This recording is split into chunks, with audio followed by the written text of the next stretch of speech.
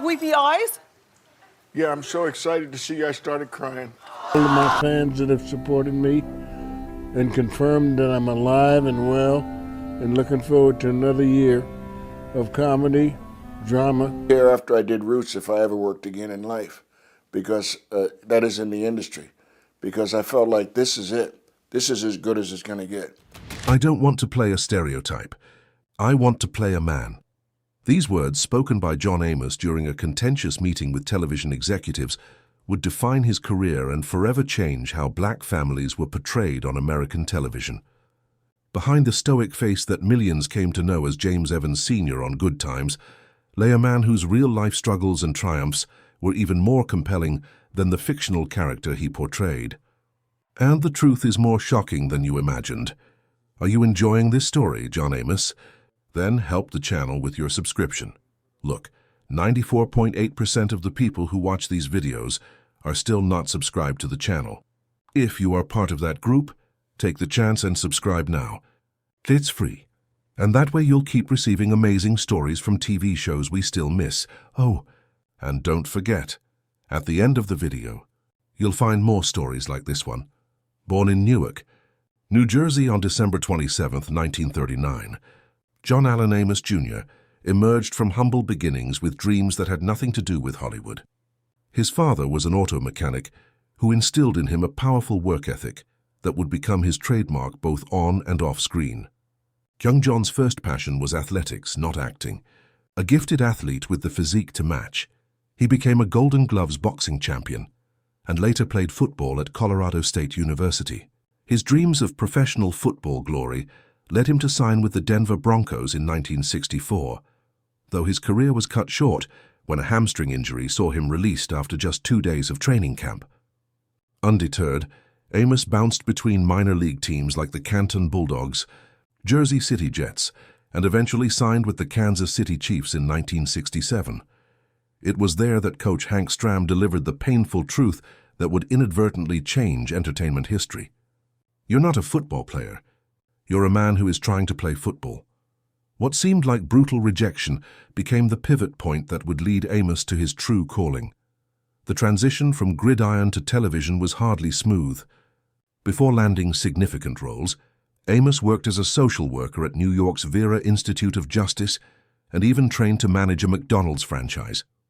His first break came with a McDonald's commercial alongside Anson Williams, followed by small parts in films like Vanishing Point. By 1970, Amos secured his first major television role as weatherman Gordie Howard on The Mary Tyler Moore Show, where he remained for 3 years. But it was his casting as James Evans Sr. on Good Times in 1974 that would catapult him to household recognition. What viewers didn't know was that at just 34 years old, Amos was playing father to Jimmy Walker's JJ, an actor only 8 years his junior, while portraying husband to Esther Raleigh, who was 19 years his senior. This casting illusion was just one of many, behind-the-scenes realities that contradicted the show's supposed authenticity, the shadow that loomed. Largest over Amos's time on Good Times was not poverty or struggle as portrayed in the show, but the battle for dignified representation of black families on television. While the series initially aimed to depict an authentic African-American experience, Amos watched with growing frustration as the focus shifted from family values to the cartoonish antics of JJ, with his catchphrase, "Dynamite." When Amos voiced concerns about the all-white writers' room creating inauthentic portrayals, tensions escalated rapidly. He began frequently clashing with producers, including Norman Lear, over the direction of the show. The principled stand would cost him dearly. In 1976, after just 3 seasons, Amos was fired from the hit series, his character killed off in an off-camera car accident. The actor later revealed that his departure came with significant financial penalty and industry backlash, but he refused to compromise on his vision of dignified representation. What seemed like career suicide turned into an unexpected blessing. Just months after his controversial exit from Good Times, Amos landed what would become one of the most significant roles in television history, playing the adult Kunta Kinte in the groundbreaking miniseries Roots. Based on Alex Haley's novel, the series became a cultural phenomenon watched by more than half of the American population. Amos's powerful portrayal of the enslaved man who refused to surrender his identity earned him an Emmy nomination and cemented his place in entertainment history. During filming, Amos experienced a profound moment when he felt taken by the spirit of his ancestors while on set, a connection that transformed his performance into something transcendent. Despite the critical acclaim and massive viewership, Amos later revealed a painful truth about Hollywood. The inequities that existed in the industry as regards to race still existed, even after Roots, because few, if any of us, received the commensurate job offers. The years that followed saw Amos consistently working, but rarely achieving the prominence his talent deserved. He appeared in films like Coming to America as Cleo McDowell and Die Hard 2 as Major Grant, while taking recurring television roles on shows like The West Wing as Admiral Percy Fitzwallace. Throughout it all, Amos maintained his integrity, often choosing meaningful roles over more lucrative but stereotypical parts. He found particular fulfillment in theatre, earning strong reviews in productions of The Emperor Jones, Shakespeare's Twelfth Night, and August Wilson's Fences.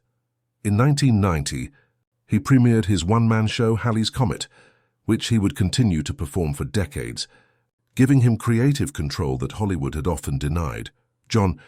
Amos's journey came full circle in 2021, when he reprised his role as Cleo McDowell in Coming to America, one of his final performances before his death on August 21, 2024, at age 84.